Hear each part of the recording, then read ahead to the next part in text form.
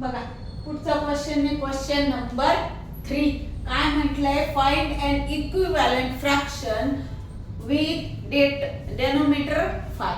आधीच्या क्वेश्चन मध्ये आपल्याला डेनोमिनेटर किती लागत होता 18. आताच्या क्वेश्चन मध्ये काय आहे, डेनोमिनेटर फक्त 5 आहे आणि बाकी सगळं सेम सोडवायचं आहे. मग बघा पहिला क्वेश्चन दिला 6/15 ला इक्विव्हॅलंट फ्रॅक्शन काय शोधणार. इथं काय आहे, आपल्याला डेनोमिनेटर 5 लागतोय. मग काय कराल तुम्ही, या 6 ला 3 ने डिवाइड केलं तर किती येतो, 2 3 चा 6.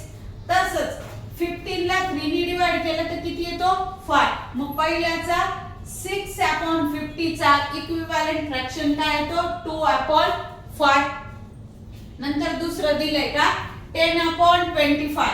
मग 5 2 चा 10 आणि 5 5 चा 25. मग दुसऱ्याचं इक्विव्हॅलंट फ्रॅक्शन काय, तुम्ही असं समोरासमोर लिहिलं तरी चालेल. 6/15 इज इक्वल टू किती 2/5. हे काय एकमेकांचे इक्विव्हॅलंट फ्रॅक्शन आहे.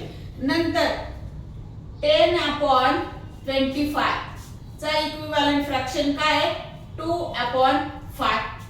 नंतर तिसरा 12/30 चा इक्विव्हॅलंट फ्रॅक्शन काय 6 2 चा 12 6 5 चा 30.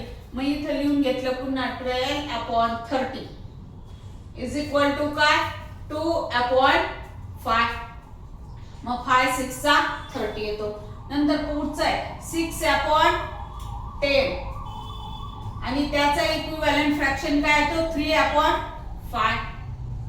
पुन्हा 5 ला 2 ने मल्टिपल केला की किती होतो तुमचा 10 होतो आणि 3 ला 2 ने केलं की काय होतो 6. मग 6/10 चा इक्विव्हॅलंट फ्रॅक्शन 3/5. आणि शेवटचं आहे तुमचं का 21/35 चा इक्विव्हॅलंट फ्रॅक्शन काय येतो अगेन 3/5.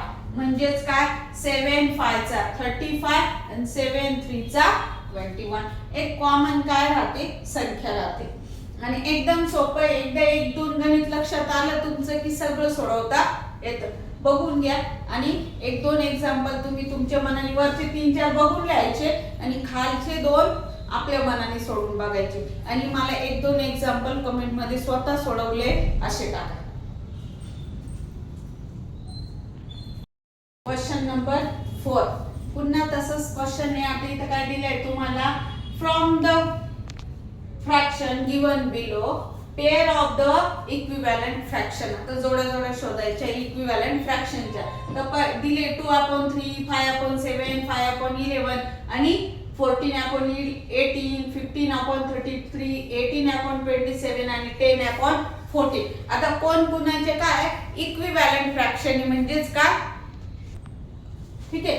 आणि 15/33 18/27 10/14 आणि 7/9 आहे. तर कोण कुणाच बघा 14/18 काय कुणाचं इक्विव्हॅलंट फ्रॅक्शन आहे. या 14 ला जर तुम्ही वरती 2 ने आणि 18 ला 2 ने डिवाइड केलं तर याचं इक्विव्हॅलंट फ्रॅक्शन कोण येतो 7/9. का 7 2 चा 14 आणि 9 2 चा 18.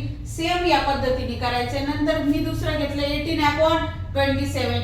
मग 18 ला किती नी 2 9 चा 18. मग 18 ला कोणी डिवाइड करायचं 9 ने. वरती 9 ने केलं तर खालती पण 9 ने करायचंय. तर 27 ला 9 ने डिवाइड केलं तर उत्तर किती येतं 3. मग 2/3 इक्विव्हॅलंट फ्रॅक्शन आहे कुणाचा 18/27 चा. नंतर 15/33 पुन्हा काय 3 डिवाइडेड बाय 15 केलं आणि वरती 3 ने डिवाइड करायचं खाली 3 ने डिवाइड करायचं तर उत्तर काय येतं 5/11.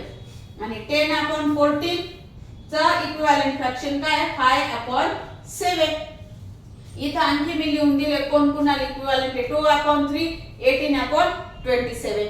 नंतर 5/7 10/14.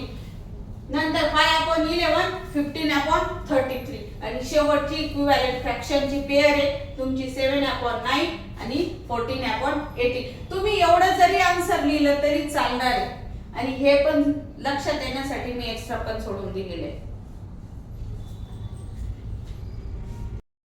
सेटचा लास्ट क्वेश्चन आहे आपला क्वेश्चन नंबर 5. काय म्हटले क्वेश्चन मध्ये फाइंड 2 इक्विव्हॅलंट.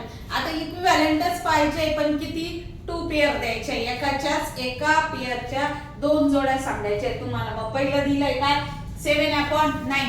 याला सिंपल ट्रिक करायची काय 7 into 2 करायचं आणि 9 into 2 करायचं एकदा, आणि परत काय करायचं 7 into 3 करायचं आणि 9 into 3 करायचं. याच्या पेअर ज्या येतील त्या तुम्ही लिहायच्या इक्विव्हॅलंट फ्रॅक्शनच्या. मग बघा आता पहिली पेअर काय येईल तुमची 7 2 चा 14 आणि 9 2 चा 18. मग पहिली पेअर येईल तुमची 7 2 चा 14, 9 2 चा 18 आणि सेकंड पेअर 7 3 चा 21 आणि 9 3 चा 27. 2 पेअर आले की नाही कशाच्या 7/9 च्या 2 पेअर. नंतर पुन्हा 5/4 च्या तसंच करायचं 4 into 2 अपॉन ला 5 into 2, पुन्हा 4 into 3 आणि अपॉन ला 5 into 3. तर काय येईल 2 पेअर 4 2 चा 8 अपॉन 5 2 चा 10 आणि दुसरी पेअर काय 4 3 चा 12 आणि अपॉन 5 3 चा 15. 2 इक्विव्हॅलंट फ्रॅक्शन पुन्हाचे 4/5 चे. आणि लास्ट वन आहे का 3/11. सेम करायचं 3/11 into 2 अपॉन ला किती into 2 आणि दुसऱ्या वेळेस लिहायचं 3/11 into 3 आणि अपॉन ला पण into 3. किती येईल तुमचा आन्सर 3 3 चा 3 2 चा 6 आणि 11 2 चा 22 आणि लास्ट पेअर काय आहे तुमची 3 3 चा 9 आणि 11 3 चा 33.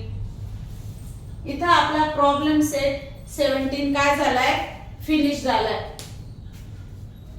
व्हिडिओ आवडल्यास लाईक करा, शेअर करा आणि सबस्क्राइब करायला विसरू नका.